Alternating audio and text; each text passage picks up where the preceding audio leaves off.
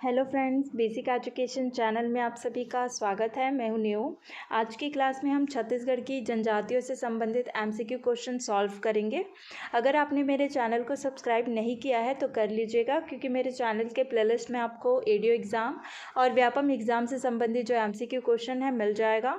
तो चलिए बिना देर के आज की क्लास स्टार्ट करते हैं। आज का पहला प्रश्न है, निम्न अनुसूचित जनजातियों में से कौन सी जनजाति कोरिया, सरगुजा, जशपुर अंचल में निवास नहीं करती है। पहला है खैरवाड़ जनजाति, दूसरा है भतरा जनजाति, तीसरा है नगेसिया जनजाति, चौथा है उराव जनजाति। तो प्रश्न में कहा गया है कि कोरिया, सरगुजा, जशपुर अंचल में कौन सी जनजाति जो है निवास नहीं करती है। तो इस प्रश्न का राइट आंसर हो जाएगा ऑप्शन दूसरा, भतरा जनजाति। ठीक है, देखिए ये है छत्तीसगढ़ का मैप।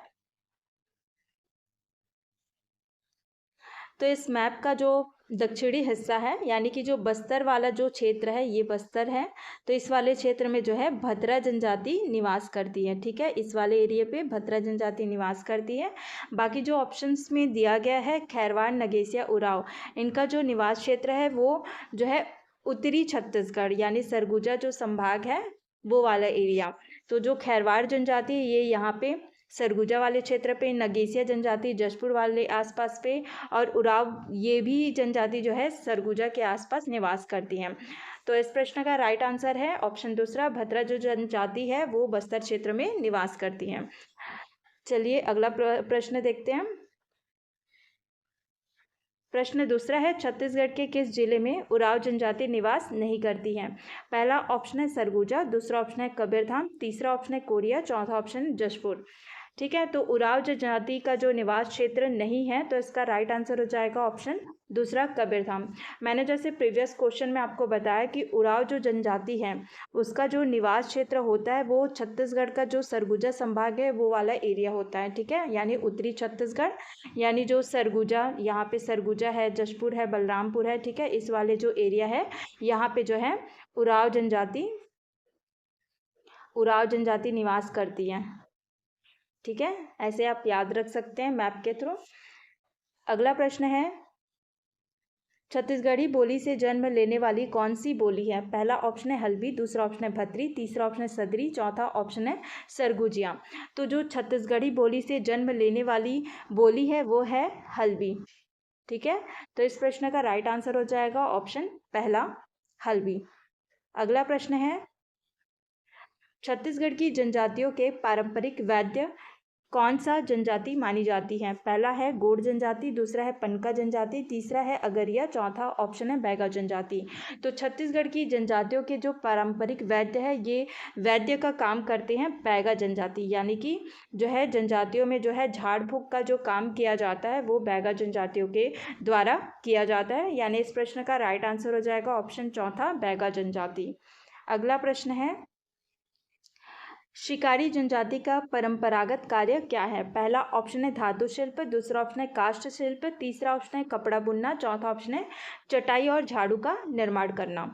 तो जो शिकारी जनजाति है इनका जो पारंपरिक कार्य होता है वो होता है चटाई और झाड़ू निर्माण का, यानी ऑप्शन चौथा इस प्रश्न का राइट आंसर हो जाएगा। अगला प्रश्न है, बिलासपुर तथा रायपुर के निकट बसे बसोड़ परिवारों के लोग विभिन्न प्रकार की जो सजावटी तथा उपयोगी वस्तुओं का निर्माण खाली स्थान से करते हैं। पहला ऑप्शन है पत्थर, दूसरा ऑप्शन है चिकनी मिट्टी, तीसरा ऑप्शन है लकड़ी, चौथा ऑप्शन है बांस। तो बिलासपुर और रायपुर के निकट जो बसे बसोड़ परिवार के लोग हैं वो बहुत सारे प्रकार के जो सजावटी वस्तुएं हैं या उपयोगी वस्तुएं हैं उसका निर्माण करते हैं बांस से। ठीक है, तो इस प्रश्न का राइट आंसर हो जाएगा ऑप्शन चौथा, यानी ऑप्शन डी।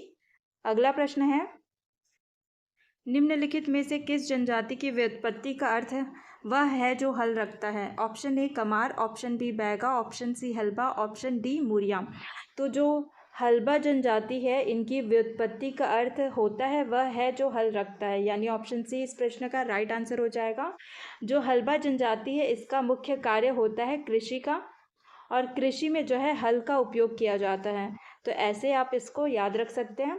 अगला प्रश्न है, निम्नांकित में से पेद्दा कृषि करने वाली अनुसूचित जनजाति कौन सी है। पहला है हल्बा दूसरा ऑप्शन है अबुझमाड़िया, तीसरा ऑप्शन है मुड़िया, चौथा ऑप्शन है भारिया। तो जो अबुझमाड़िया जनजाति है इनके द्वारा जो स्थानांतरित कृषि की जाती है, कौन सी कृषि? स्थानांतरित जो कृषि की जाती है इसी को ही स्थानीय स्तर पर पेड्डा कृषि कहा जाता है अबुझमाड़िया जनजाति के द्वारा। तो इस प्रश्न का राइट आंसर हो जाएगा ऑप्शन दूसरा। अगला प्रश्न है, छत्तीसगढ़ की कमार जनजाति की पंचायत का प्रधान क्या कहलाता है? पहला है मांझी, दूसरा ऑप्शन है पंच, तीसरा ऑप्शन है पटेल, चौथा ऑप्शन है कुरहा। तो जो कमार जनजाति है इसके जो पंचायत का प्रधान कहलाता है तो वो कहलाता है कुरहा। ठीक है, तो इस प्रश्न का राइट आंसर हो जाएगा ऑप्शन चौथा कुरहा। बाकी जो मांझी है ये जो है अबुझमाड़िया जनजाति की जो पंचायत का प्रधान है उसे कहा जाता है। ठीक है, अबुझमाड़िया जनजाति के जो पंचायत प्रधान है उनको जो है मांझी कहा जाता है। अगला प्रश्न है, निम्नलिखित में से किस नाम से इस राज्य की जनजातियों में अपहरण विवाह को पुकारा जाता है? पहला ऑप्शन है लमसेना, दूसरा ऑप्शन है पायसोतुर, तीसरा ऑप्शन है गुरावट, चौथा ऑप्शन है ढुकू। तो इस राज्य में जो है जनजातियों में जो अपहरण विवाह है इसे जाना जाता है पायसोतुर के नाम से, पायसोतुर। तो इस प्रश्न का राइट आंसर हो जाएगा ऑप्शन दूसरा। अगला प्रश्न है, गोंड जनजाति में उस विवाह को क्या कहते हैं जिसमें विवाह से पूर्व वर वधु के यहाँ रहकर सेवा करता है? पहला ऑप्शन है भगोरिया, दूसरा ऑप्शन है चरघिया, तीसरा ऑप्शन है गंधर्व, चौथा ऑप्शन है पायसोतुर। तो जो है गोंड जनजाति में जब वर वधु के यहाँ रहकर सेवा करता है उस विवाह को कहते हैं चरघिया, यानी ऑप्शन दूसरा इस प्रश्न का राइट आंसर हो जाएगा। अगला प्रश्न है, छत्तीसगढ़ की पहाड़ी कोरवा जनजाति में ढुकू विवाह का स्वरूप निम्नलिखित में से क्या है? पहला ऑप्शन है बहुपत्नी विवाह, दूसरा ऑप्शन है गोत्र के बाहर विवाह, तीसरा ऑप्शन है बहुपति विवाह, चौथा ऑप्शन है महिला द्वारा पुरुष के घर घुसकर विवाह। तो जो ढुकू विवाह है इसका अर्थ होता है महिला द्वारा पुरुष के घर घुसकर विवाह। इसको जो है पहाड़ी कोरवा जनजाति में जो है ढुकू विवाह कहा जाता है। ठीक है, अगला प्रश्न है, मुरिया विवाह में महला का अर्थ होता है? पहला ऑप्शन है सगाई, दूसरा ऑप्शन है तेल चढ़ाना, तीसरा ऑप्शन है टीका लगाना, चौथा ऑप्शन है मुकुट बंधन। तो मुरिया जो विवाह है, मुरिया जनजाति में जो विवाह होता है उसमें जो महला है उसका अर्थ होता है सगाई की रस्म। ठीक है, सगाई की जो रस्म होती है उसको कहा जाता है महला, यानी ऑप्शन पहला इस प्रश्न का राइट आंसर हो जाएगा। अगला प्रश्न है, इस राज्य के बैगा जनजाति में पुनर्विवाह का क्या नाम है? पहला ऑप्शन है पैठू विवाह, दूसरा ऑप्शन है खड़ोनी विवाह, तीसरा है लमसेना विवाह, चौथा है खर्ची विवाह। तो बैगा जनजाति में जो पुनर्विवाह होता है इसको कहा जाता है खड़ोनी विवाह। ठीक है, यानी इस प्रश्न का राइट आंसर हो जाएगा ऑप्शन दूसरा। अगला प्रश्न है, पठौनी विवाह छत्तीसगढ़ की किस जनजाति से संबंधित है? पहला ऑप्शन है परजा, दूसरा ऑप्शन है बैगा, तीसरा ऑप्शन है गोंड, चौथा ऑप्शन है कोरकू। तो जो पठौनी विवाह है ये छत्तीसगढ़ की जो गोंड जनजाति है, ठीक है, इससे संबंधित है, यानी ऑप्शन तीसरा इसका राइट आंसर हो जाएगा। जो पठौनी विवाह है इसमें जो है लड़की जो है लड़के के घर बारात लेकर जाती है। अगला प्रश्न है, छत्तीसगढ़ की किस जनजाति के देवता का निवास धधकती भट्टी में माना जाता है? पहला है परजा जनजाति, दूसरा ऑप्शन है अगरिया जनजाति, तीसरा ऑप्शन है खरिया जनजाति, चौथा है मझवाड़ जनजाति। तो जो अगरिया जनजाति है उनके देवता का निवास धधकती भट्टी में माना जाता है, यानी ऑप्शन दूसरा इसका राइट आंसर हो जाएगा। अगला प्रश्न है, इस राज्य के लोक देवता ठाकुर देव का निवास किस वृक्ष में माना जाता है? पहला ऑप्शन है पीपल, दूसरा ऑप्शन है बरगद, तीसरा ऑप्शन है इमली, चौथा ऑप्शन है सीमल। तो जो ठाकुर देव है इसका निवास जो माना जाता है वो है पीपल का वृक्ष में, यानी ऑप्शन पहला इसका राइट आंसर हो जाएगा। अगला प्रश्न है, किस जनजाति में लिंगोपेन को घोटुल के संस्थापक और नियामक माना जाता है? पहला ऑप्शन है उराव, दूसरा ऑप्शन है बैगा, तीसरा ऑप्शन है हलबा, चौथा ऑप्शन है गोड।